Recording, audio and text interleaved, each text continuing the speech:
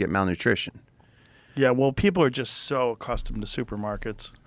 They're so delusional about where your food comes from. It's a fascinating thing, and vegans are probably the worst at it because if they really on the ground level understood monocrop agriculture, which is what supplies most of your food, they would be horrified.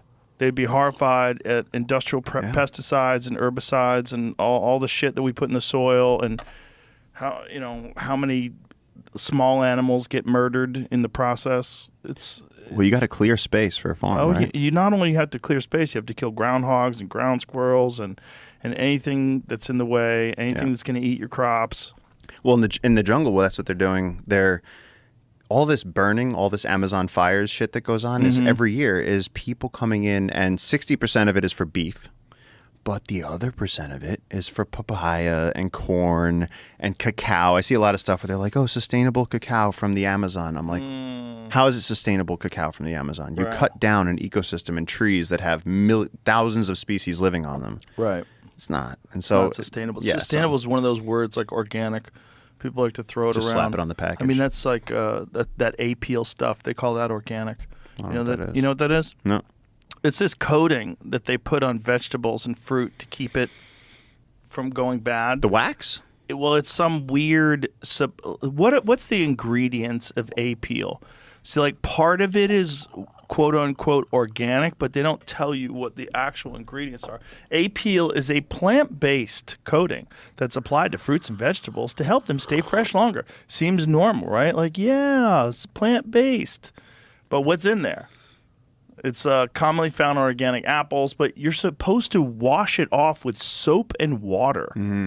Like, we were reading that if you have an avocado, so we were in elk camp, and we were reading about this stuff because we had Starlink.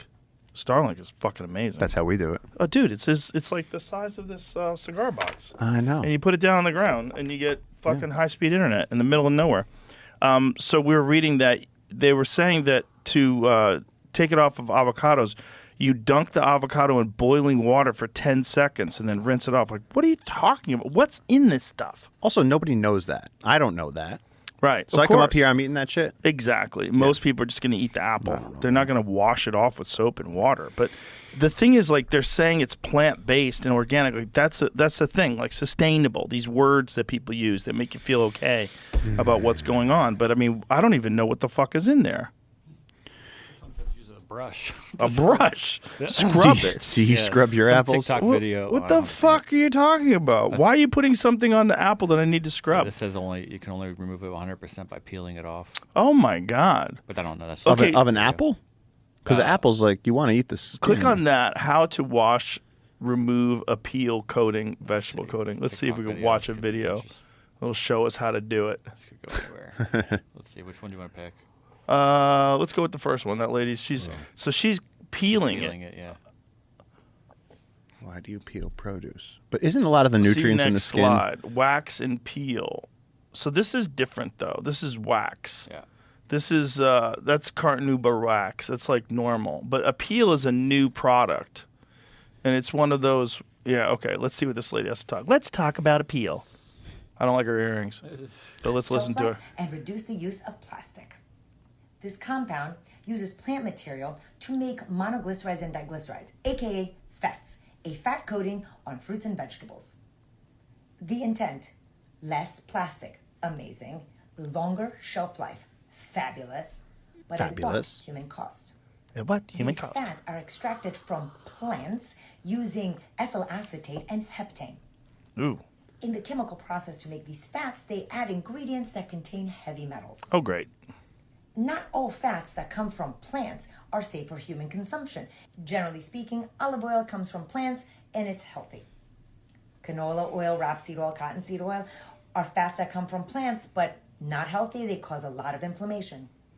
It all depends on how the fats were extracted and how the chemical compound was created. At this time, there's no human trials to show what happens to humans who consume fruits and vegetables with a peel on them on a regular basis. Oh, great. Keep going. Yeah, why would there be human trials on something that people eat?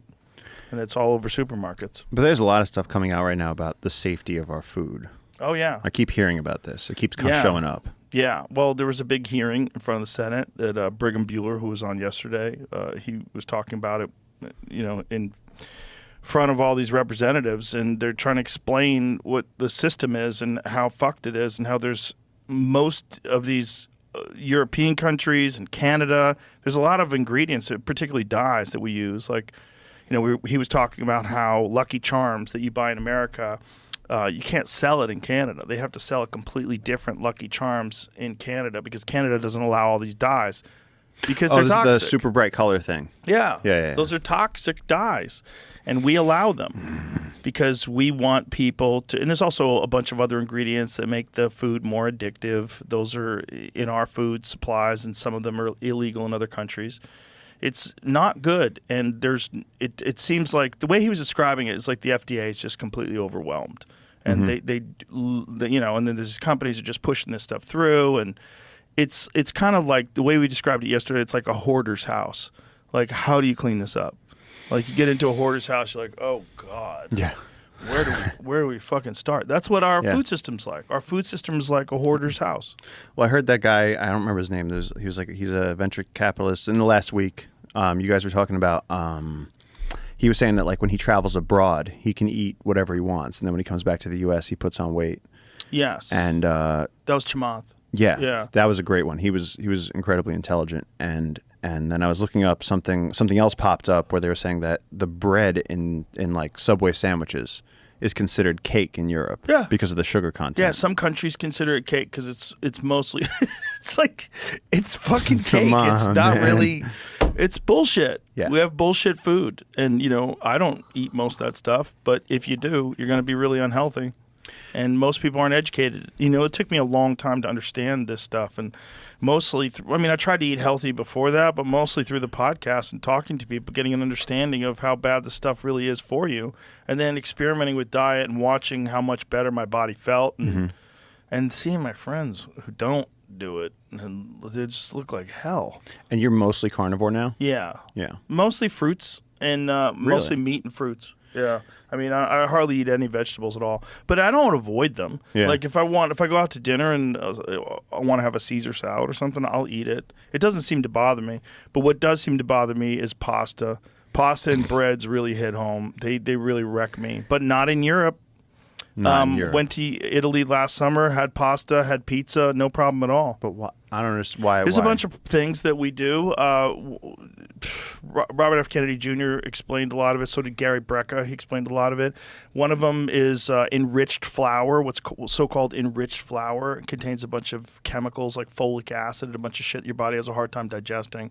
It's also, they use heirloom wheat in Italy, and heirloom wheat is the original wheat. What we did was we changed wheat to make higher yield, so that a smaller piece of land, you can get more wheat out of it. So because of that, it has more complex glutens, makes it more difficult for your body to process.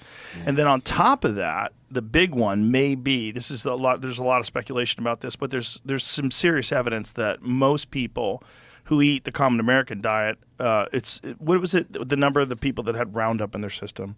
So glyphosate. What? Yeah, glyphosate is a really powerful pesticide that they spray on all kinds of different plants. And I think it's somewhere in the neighborhood of 90% of people tested had glyphosate in their system. Roundup. Yes. The stuff you Roundup spray in to their just blood. kill everything. Exactly. And great. it's illegal in some countries and should be illegal in America. But the problem is, if you make it illegal, how are these monocrop agriculture companies going to function? Okay, it's 80%. That's 87% of children. 87% of children. So this is 2022. I would imagine this goes up every year.